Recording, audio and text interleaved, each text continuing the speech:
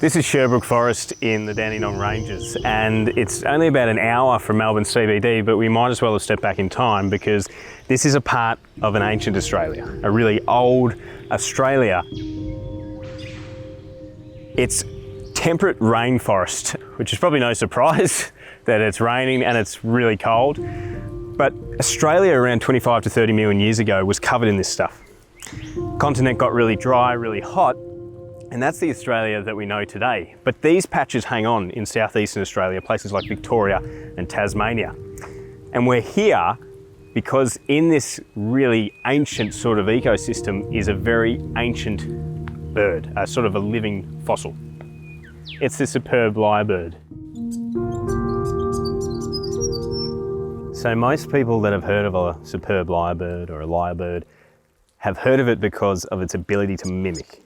It can copy the sounds that it hears, and it's very good at doing that. They're known to mimic more than 20 species of bird in their natural range. They've been known to mimic chainsaws, car alarms, even the sound of camera shutters. The other thing that they're known for is their amazing tail plumage. So the males have these incredibly attractive tails.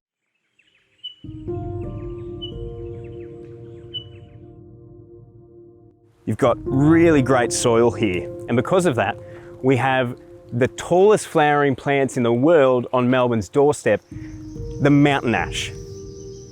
You can only get this tall when you have a really fertile environment. So if you look around at the soil here, the leaf litter, it's really rich. It's deep, it's moist, there's lots of goodies in there, and it's this kind of forest floor that the superb lyrebird loves.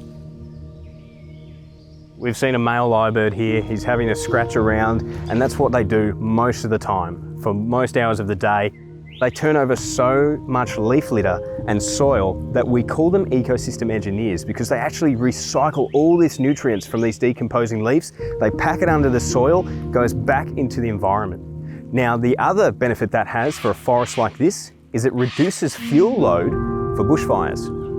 And these forests only like to see a fire, a big fire, about once a century.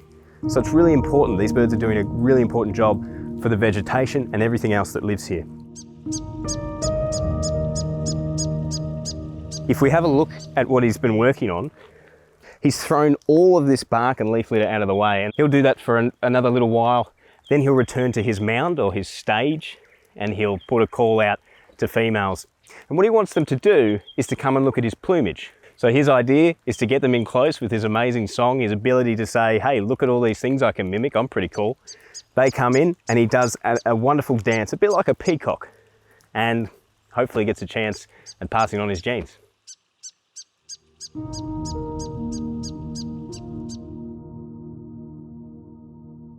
As he ran past us here, he kind of popped the wings out a bit like a chicken, like he was quite unsure, should I fly, can I fly? They can fly, and it surprises people when they do, but they roost in trees overnight, and that's probably how they've managed to avoid a lot of predation from foxes and cats. When Europeans first came to Australia, we referred to them as brown pheasant. They're not a pheasant at all. What they are is a passerine.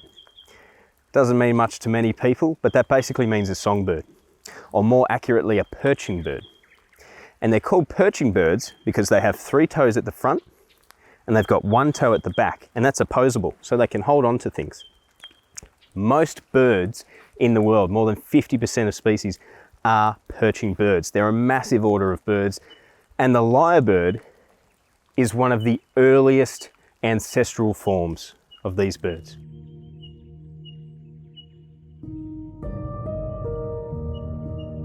When we talk about them being ecosystem engineers, probably a better way of thinking about them is like the gardeners of the forest, and you can see all the work that boy has been doing around here. It's like someone's come through with a rake and just raked over all the leaf litter in the soil. So you can see how rich this soil is, all this topsoil that he's digging through to try and find things to eat. Generally, there's little conflict between male lyrebirds. A bit of chasing, a bit of playful banter maybe. If a male lyrebird steps onto another male lyrebird's mound, all hell breaks loose.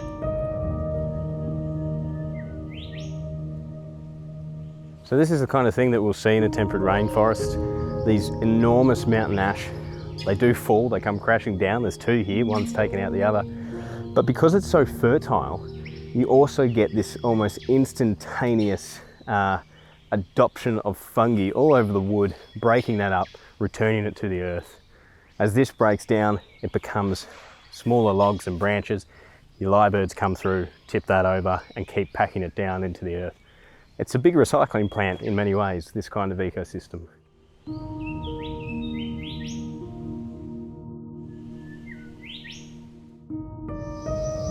It wasn't so long ago that we were really scared that we were actually going to lose this species because of the destruction of their habitat. We've managed to preserve places like this and they've rebounded. But they still face threats from things like foxes and cats, but more importantly, climate change.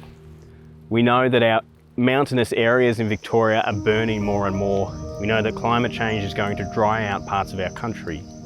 If these forests dry out, there goes the habitat for our lyrebirds. There goes the food that they need. We've seen them scratching around in that wet soil, in that moist leaf litter. That's what they need. That's what everything in this forest relies on. It relies on the rain. It relies on being moist and fertile all year round. Because of that, we need to appreciate these places and we need to appreciate the amazing wildlife that call them home and do our best to protect them and give them the best chance for the coming decades.